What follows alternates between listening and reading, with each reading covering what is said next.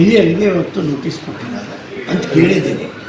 ನನಗೆ ನೋಟಿಸ್ ನಿನ್ನೆ ರಾತ್ರಿ ಬಂದು ನನಗೆ ಸರ್ ಅವರೇನು ಕೇಳಿದ್ದಾರೆ ಆ ಪ್ರಶ್ನೆಗೆ ಸೂಕ್ತವಾದ ಉತ್ತರವನ್ನು ಅವ್ರು ಕೊಟ್ಟಂಥ ಗಡುವಿನಲ್ಲಿ ವಾಪಸ್ ಅವ್ರು ಕಳಿಸೋಂಥ ಜಾಗಕ್ಕೆ ಕಳಿಸ್ಬಿಡ್ತೀವಿ. ನಾವು ಯಾವುದೇ ಅಪರಾಧವನ್ನು ಮಾಡಲಿಲ್ಲ, ನಾವು ಯಾವುದೇ ಪಕ್ಷ ವಿರೋಧಿ ಕೆಲಸ ಮಾಡಲಿಲ್ಲ. ನಾವು ಪರವಾಗಿ ಮಾಡದೇ ಇರ್ಬೋದು ಅಂತ ಅದರದ್ದೇ ಅಂತ ಅನೇಕ ಕಾರಣಗಳಿದೆ. ಅದು ನಾವೇನು ಕಾಂಗ್ರೆಸ್ ಸಭೆಯಲ್ಲಿ ಭಾಗವಹಿಸ್ತಿಲ್ಲ, ಅಥವಾ ನಾವು ಯಾವುದೇ ಪಕ್ಷದ ವಿರುದ್ಧ ಹೇಳಿಕೆಯನ್ನು ಕೂಡ.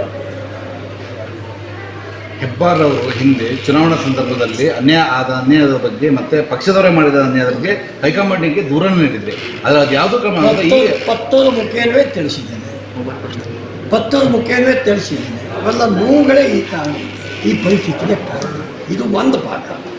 ಎರಡನೇ ಭಾಗ, ಯಾರು ಇದಕ್ಕೆಲ್ಲ ಪ್ರಚೋದನೆ ಕೊಟ್ಟು ಬಿ ಹರೀಶ್ ಆಮೇಲೆ ನನ್ನ ಫ್ರೆಂಡ್ ಯಾರನ್ನೋ ಉಳಿಸೋದಕ್ಕೆ ಅಂತೇಳಿ ಅವ್ರು ಮಾತಾಡ್ತಾ ಹೋದ.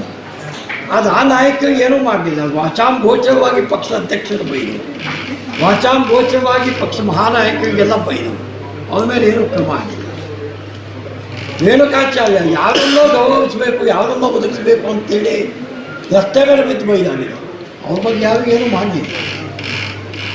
ಜೈ ಹಾಕೋನೇ ಬೇರೆ, ಜಿಲೇಬಿ ತಿನ್ನೋನೇ ಬೇರೆ, ಜೈಲಿಗೆ ಹೋಗೋನೇ ಬೇರೆ. ಅವ್ರು ಜಿಲೇಬಿ ತಿಂತಾನೆ ಇದ್ದಾರೆ, ಇವರೆಲ್ಲ ಜೈಲಿಗೆ ಹೋಗ್ತಾನೆ ಇದ್ದಾರೆ. ಇದು ಇವತ್ತಿನ ಸ್ಥಿತಿ. ಯತ್ನಾಳು ನಾನು ಯಾವುದೇ ವ್ಯಕ್ತಿ ಬಗ್ಗೆ ನಾನೇ ಕಾಮೆಂಟ್ಸ್ ಮಾಡಲಿ, ವಾಸ್ತವ ಎಲ್ಲರಿಗೂ ಗೊತ್ತಿದೆ. I don't comment anybody. But BJP ಪಕ್ಷದಲ್ಲಿ ಸಾಕಷ್ಟು ಪಂಗಡಗಳಿದ್ದಾವೆ, ಪಕ್ಷಗಳ ಬೇರೆ ಬೆಂಬಲಿಗರು ಇರುವಂಥ. ಇದು ಯಾರಿಗೆ ಗೊತ್ತಿರೋ ಸಂಗತಿ?